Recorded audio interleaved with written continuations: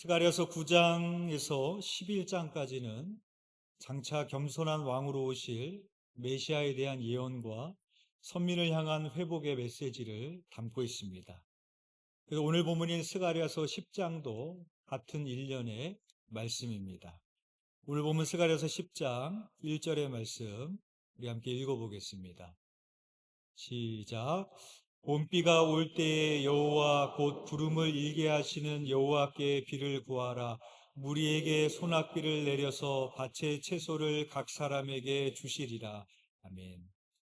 봄비가 올 때에 성경에 보면은 이른 비와 늦은 비라는 그런 말이 나옵니다. 팔레스타인에는 10월에서 11월경에 파종을 합니다. 그래서 그때 내리는 비는 파종을 가능케 하는 비이기에 이른 비라고 부릅니다. 그리고 5월경에는 곡식의 결실을 거두게 됩니다. 그래서 곡식의 결실을 맺기 위해서는 3월에서 4월에 비가 와야 되는데 곡식의 결실을 맺게 하는 비이기 때문에 늦은 비라고 부릅니다. 따라서 봄비가 올 때에 여기 봄비는 늦은 비를 말하는 것이 되겠죠. 만약 이때 늦은 비가 내리지 않으면 곡식은 뜨거운 태양에 타버려 결실을 기대할 수 없게 됩니다. 그런데 봄비가 올 때에 여호와 곧 구름을 일게 하시는 여호와께 비를 구하라 라고 말씀하고 있습니다. 우리나라는 지금 장마철이라서 비가 많이 오고 있습니다. 우리는 이맘때가 되면 알죠. 비가 많이 온다라는 것을 우리는 알고 있습니다. 그래서 어떻게 생각하기 쉬운가 하면 이맘때가 되면 비가 온다라는 것을 당연하게 생각을 합니다. 만약에 누군가가 기도를 하는데 하나님 내일 아침에 해가 꼭 뜨게 해주세요 하고 기도하고 있다면 여러분들은 어떤 생각이 드시겠습니까? 우리는 아침에 해가 뜨고 저녁에 해가 지는 것은 당연하다고 생각을 합니다. 마찬가지로 봄비가 올 때라고 했는데 그러면 3월에서 4월경이 된 것인데 이때 하나님께 비를 구하라 그렇게 말하고 있는 것입니다. 조금 이상하지 않습니까? 봄비가 올 때가 됐는데 장마철이 됐는데 구하지 않아도 비가 올 것인데 왜 하나님께 비를 구하라고 하는 것일까? 우리는 이 말씀에서 신약에 있는 기도에 대한 말씀을 떠올리게 됩니다. 우리 스가랴서 10장 1절 말씀 우리 다시 한번 읽어보겠습니다. 시작. 봄비가 올 때에 여호와 곧 구름을 일게 하시는 여호와께 비를 구하라. 무리에게 소낙비를 내려서 밭의 채소를 각 사람에게 주시리라. 아멘. 이 말씀 보시면 구하라 주시리라 되어 있습니다. 떠오르는 말씀이 있으시죠? 네. 마태복음 7장 7절에서 8절 말씀입니다. 구하라 그리하면 너희에게 주실 것이요 찾으라 그리하면 찾아낼 것이요 문을 두드리라 그리하면 너희에게 열릴 것이니 구하는 이마다 받을 것이요 찾는 이는 찾아낼 것이요 두드리는 이에게는 열릴 것이니라. 그런데 바로 앞장인 6장에 이런 말씀도 있습니다. 마태복음 6장 8절 말씀입니다. 그러므로 그들을 본받지 말라. 구하기 전에 너희가 있어야 할 것을 하나님 아버지께서 아시느니라. 이 말씀은 예수님께서 중언부언으로 기도하는 자가 되지 말라고 하시면서 하신 말씀입니다. 근데 6장에서는 구하기 전에 우리의 필요를 다 아신다고 하셨는데 7장에서는 너희가 구할 것을 구하라고 말씀하십니다. 우리가 구하기 전에 우리의 필요를 다 아시는데 우리는 왜 구해야 될까요? 봄비가 올 때가 되었는데 장마철이 되었는데 가만히 와도 있어도 비가 올 텐데 왜 하나님께 비를 구해야 될까요? 우리는 구하지 않고 받는 것은 당연하다고 생각하기 때문입니다. 매년 장마철이 될 때 비가 오는 것을 여러분들은 당연하다고 생각할 것이지 하나님이 비를 내리신다고 생각하지 않으실 겁니다. 오늘 본문 1절에서도 구름을 일으켜서 비를 내리신 하나님께 구하라고 하셨는데 하나님이 비를 내리시는 것이 아니라 장마철이 됐으니까 오는 거지 하나님이 내리신다고 생각하지 않습니다. 그뿐일까요? 이스라엘 백성들이 40년 동안 만나와 매출하기로 하나님께서 먹이셨습니다. 1, 2년도 아니고 한두 명도 아니고 200만 명을 40년 동안 먹인다고 생각해 보십시오. 기적 중에 이런 기적도 없는 겁니다. 어찌 보면 홍해가 갈라진 사건은 순간적인 기적이라고 볼 수 있다면 40년 동안 꾸준히 이런 일이 벌어졌다는 것은 어찌 보면 홍해가 갈라진 것보다도 더 놀라운 기적입니다. 그러나 그 놀라운 기적을 경험했음에도 불구하고 구하지 않아도 주시니까, 구하지 않아도 만나가 내려오니까 이스라엘 백성들은 당연하게 여기기 시작했고 감사가 사라지고 그 기적을 받으면서도 원망과 불평을 했습니다. 자녀들이 부모의 사랑과 돌봄을 당연하게 여기잖아요. 그렇죠? 그러다가 나중에 철이 들었을 때 당연하게 여기지 않는 것처럼 송경민 씨의 은혜라는 찬양의 가사처럼 우리가 먹고 사는 거, 아침에 눈을 뜨는 거, 해가 뜨고 지는 거, 비가 오는 거, 숨을 쉬는 거, 그 모든 것이 우리는 당연하다고 우리는 생각하며 살아가기 때문입니다. 따라서 내가 구하지 않으면 그것이 하나님이 주신 은혜임을 알지 못합니다. 그래서 감사하지 않고 살아가게 됩니다. 다니엘이 어느 날 바벨론에서 예레미야의 예언을 발견하게 됩니다. 그 예언의 내용은 바벨론 70년이 차면 바벨론에서 고국으로 돌아오게 하시겠다라는 하나님의 약속이었습니다. 그 약속을 발견한 다니엘이 어떻게 행동했을까요? 만일 70년이 거의 다 되어가고 있었다면, 이제 집에 돌아갈 시간이 됐으니까 짐이나 싸고 준비해야 되겠다. 그렇게 그 시간을 보냈을까요? 그렇게 하지 않았다라는 것입니다. 오히려 다니엘은 그 약속을 붙잡고 금식하며 기도하기 시작했습니다. 이상하지 않습니까? 고국으로 돌아가는 것이 하나님의 뜻인데 70년이 지나면 고국으로 돌아가게 하신다고 하는데 왜 기도해야 될까요? 그걸 믿지 못해서 다니엘이 믿음이 없어서 기도했을까요? 그렇지 않습니다. 오히려 믿음이 있었기 때문에 약속의 말씀을 붙잡고 기도한 것입니다. 하나님은 우리에게 주시기 원하시는 회복과 축복이 있는데 우리가 기도함으로 받기를 원하십니다. 왜냐하면 기도하고 받을 때에 감사할 수 있기 때문입니다. 기도하고 받을 때에 오직 우리에게 이 은혜를 주실 수 있는 분은 오직 하나님뿐임을 깨달을 수 있기 때문에 그 겸손케 하기 위해서 구하라고 우리들에게 말씀하고 있습니다. 바라기는 여러분들이 하나님의 약속의 말씀을 붙잡고 하나님이 여러분에게 주시는 마음의 소원이 있고 여러분에게 주시는 음성이 있고 뜻이 있다면 그것을 붙들고 믿음으로 기도하시기를 주님의 이름으로 축복합니다. 그렇다면 기도하지 않고 받을 때 어떤 현상이 벌어지게 되는가? 그 다음 절에서 나오고 있습니다. 우리 2절 말씀 우리 함께 읽어보겠습니다. 시작. 드라빔들은 허탄한 것을 말하며 복술자는 진실하지 않은 것을 보고 거짓 꿈을 말한즉 그 위로가 헛되므로 백성들이 양같이 유리하며 목자가 없으므로 곤고를 당하노니. 아멘. 여기에 나오는 드라빔은 가정의 수호신 같은 겁니다. 동남아를 여행하다 보면 호텔 같은 데 가보면 호텔 입구에 로비 같은 데 이렇게 조그만 신상을 만들어 놓은 것을 볼 때가 있습니다. 마치 가정마다 그렇게 가정을 지키는 수호신과 같은 그런 신입니다. 창세기에 보면은 라헬이 아버지 라반의 집에서 나갈 때 드라빔을 깔고 앉아서 몰래 훔쳐가지고 나갑니다.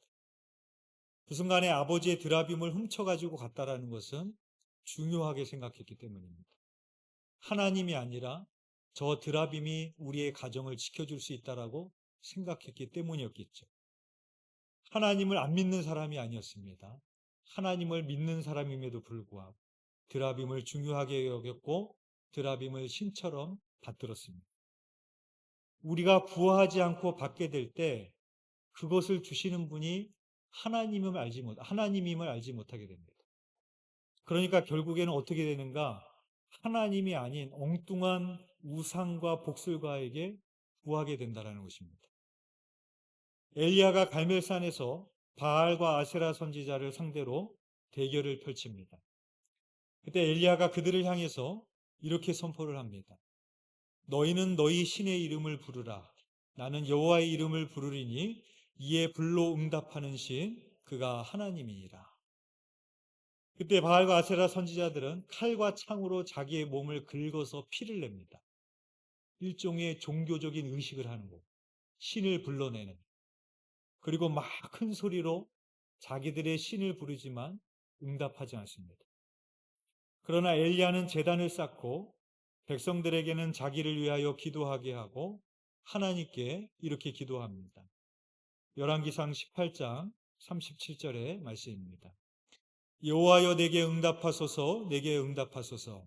이 백성에게 주 여호와는 하나님이신 것과 주는 그들의 마음을 되돌이키심을 알게 하옵소서. 아멘.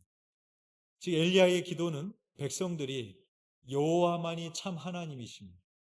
여호와만이 그들에게 응답하실 수 있는 하나님임을 알게 해달라고 기도했던 것입니다.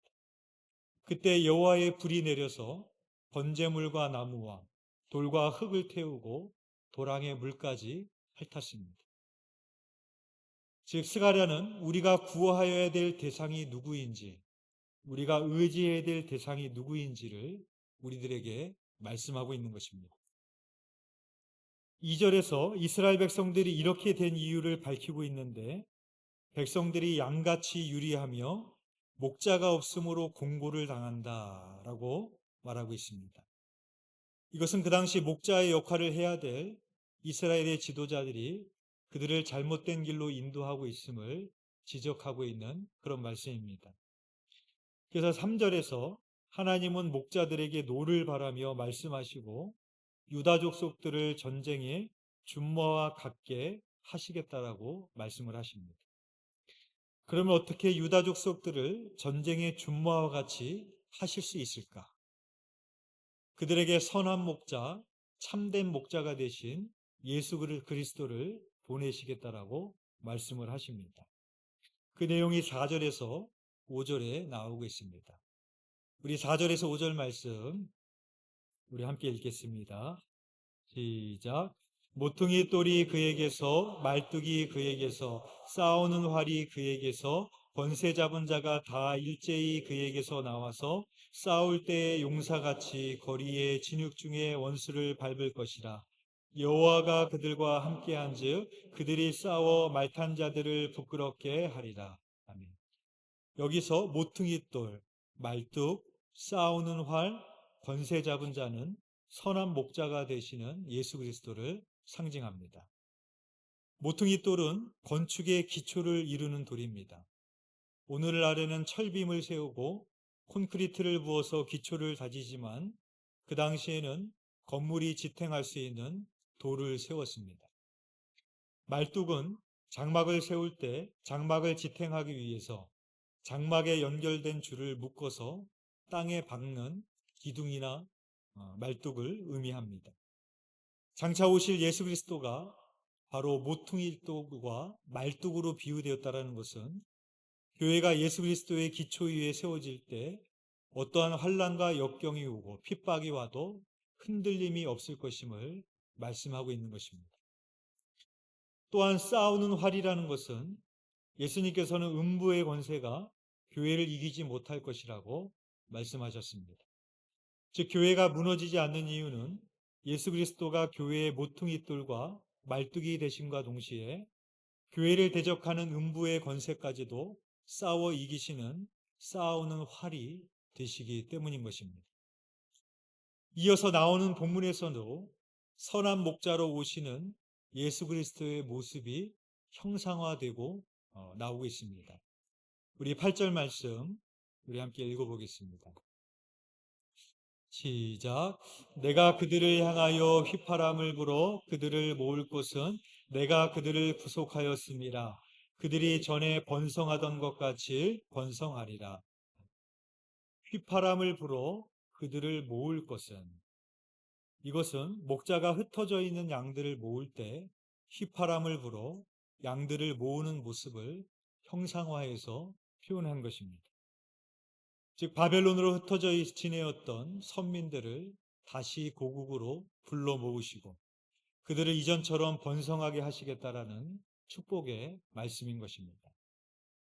그리고 9절에서 또 이렇게 말씀을 하십니다. 우리 9절 말씀 우리 함께 읽겠습니다. 시작. 내가 그들을 여러 백성들 가운데 흩으려니와 그들이 먼 곳에서 나를 기억하고 그들이 살아서 그들의 자녀들과 함께 돌아올지라. 여기서 흩으려니와라는 말이 히브리어로 제라입니다. 제라는 흩다라는 뜻도 있지만 뿌리다라는 뜻도 있습니다. 그래서 표준 세번역에서는 9절 말씀을 이렇게 번역을 했습니다. 표준 세번역 10장 9절 말씀입니다.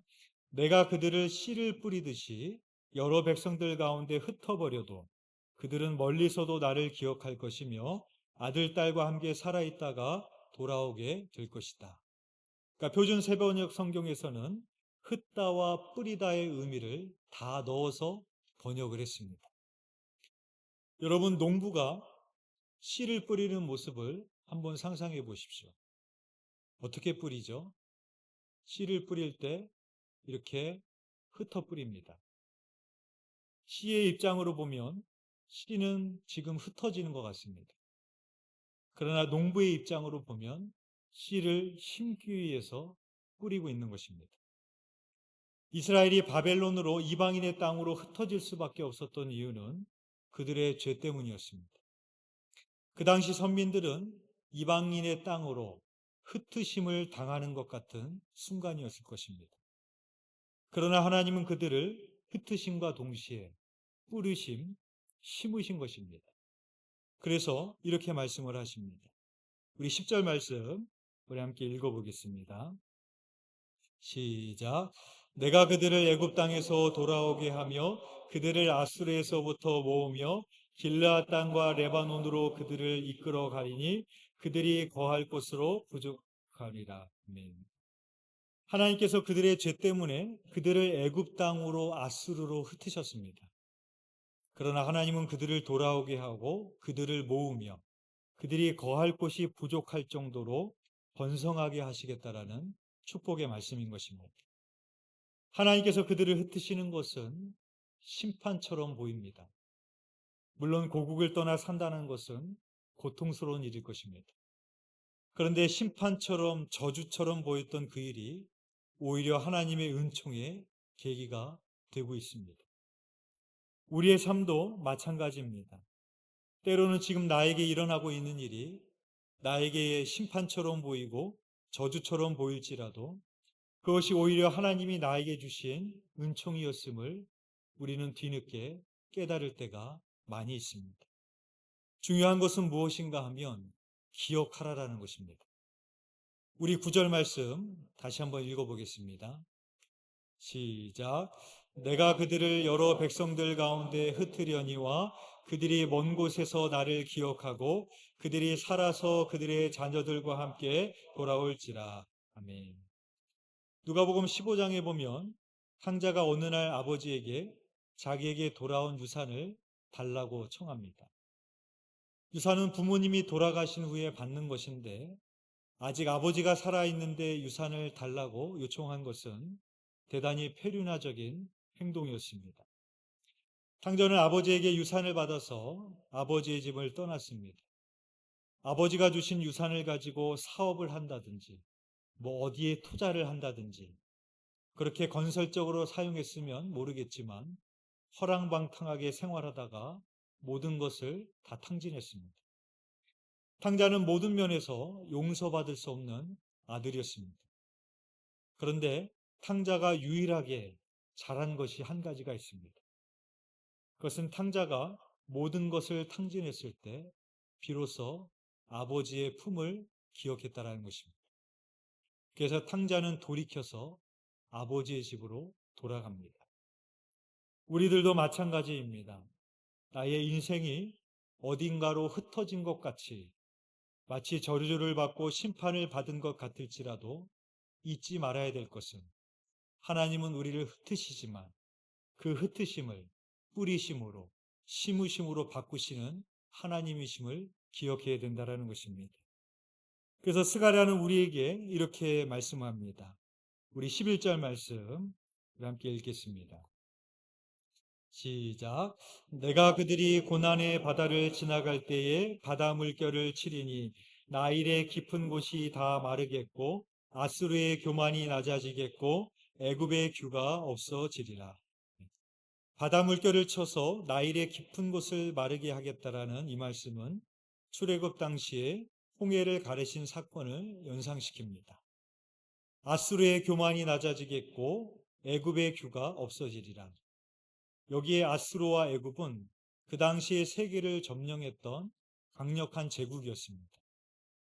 근데 하나님은 그들의 교만을 낮추시고 애굽의 규가 없어지리라고 말씀하십니다. 여기에 나오는 규는 통치자나 왕이 들고 있는 홀입니다. 어떤 막대기 같은 겁니다. 이것은 왕의 권세를 상징하는데 이러한 것을 없앨 것이라고 말씀하고 있습니다. 그러면서 이렇게 말씀을 하십니다. 12절 말씀입니다. 우리 함께 읽겠습니다. 시작. 내가 그들로 나 여호와를 의지하여 견고하게 하리니 그들이 내 이름으로 행하리라. 나 여호와의 말이니라. 가장 무너지지 않을 것 같은 제국도, 가장 무너지지 않을 것 같은 그 왕도, 그 왕의 권력도 무너집니다. 그런데 하나님의 백성들은 견고하게 하신다라고 말씀하고 있습니다. 그러면 그 차이는 무엇이겠습니까? 나 여호와를 의지하여, 즉 하나님에 대한 신뢰 때문에 무너지지 않는다라는 것입니다. 어떤 신학자가 믿음을 이렇게 정의했습니다. 믿음이란 하나님의 부력을 신뢰하는 것이다. 수영을 배울 때 제일 먼저 배워야 되는 것은 물에다가 내 몸을 맡기는 것입니다. 물의 부력을 신뢰하는 겁니다. 열심히 발차기를 하고 팔로 물을 젓지만 앞으로 가는 것이 아니라 자꾸 물속으로 가라앉습니다. 왜 그렇습니까? 물에다가 내 몸을 맡기지 않기 때문입니다. 물의 부력을 신뢰하지 않는 것이죠. 그래서 물에 빠지지 않으려고 발버둥 치지만 오히려 더 물속으로 가라앉게 됩니다. 믿음이란 인생의 고난의 바다를 지나갈 때가 있지만 하나님의 부력을 신뢰하는 겁니다. 그것은 아수르나 애굽의 권세보다도 하나님의 부력이 더 강하다라는 것을 신뢰하는 것입니다. 사랑하는 교회 여러분, 우리의 인생이 때로는 하나님께서 우리를 흩으신 것처럼 버려진 것 같고 고난의 바다를 지나가는 것 같은 순간이 있을 수 있습니다. 그러나 그 순간에도 기억하실 것은 하나님은 우리를 흩으심을 뿌리심, 심으시로 바꾸시는 은총을 베푸시는 하나님을 기억하시길 바랍니다. 우리의 문제보다도 하나님의 부력이 더 강력하다는 것을 신뢰하시고 하나님의 회복과 축복을 누리시는 저와 여러분이 되시기를 주님의 이름으로 축원드립니다. 기도드리겠습니다. 사랑과 은혜가 풍성하신 하나님 아버지, 우리가 날마다 누리고 살아가는 그 모든 것들이 구하지 않고 살아가기에, 기도하지 않고 살아가기에 당연한 것으로 여기며 내 것으로 여기며 그래서 하나님 앞에 구하지 않고 살아가는 우리들의 교만을 봅니다. 오늘 내가 숨을 쉬는 것도, 오늘 내가 이 자리에 있는 것도, 때가 되면 비를 내려주시고 햇빛을 내려주시는 것도 하나님의 은혜임을 깨달을 수 있는 저희들이 되게 하여 주시옵소서. 나에게 주신 약속의 말씀이 있다면, 나에게 주신 마음의 소원이 있다면, 나에게 이루라고 하신 하나님의 사명이 있다면 약속의 말씀을 붙잡고 기도할 수 있는 믿음의 성도가 되게 하여 주시옵소서. 하나님, 우리는 또한 하나님과 멀리 떨어져서 당자와 같이 세상으로 가는 흩어지는 상황을 경험할 때가 있습니다. 그러나 그 가운데서도 하나님을 기억하게 하여 주시고 우리를 불러 모으시고 우리를 심으시고 다시 우리에게 번영의 은혜를 허락하여 주시는 그 하나님의 은혜를 기억하며 늘 하나님의 품으로 더 가까이 나아가는 우리의 삶이 될 수 있도록 인도하여 주시옵소서. 주님께서 우리를 그렇게 이끄실 줄 믿사오며 예수 그리스도 이름으로 기도드렸사옵나이다. 아멘.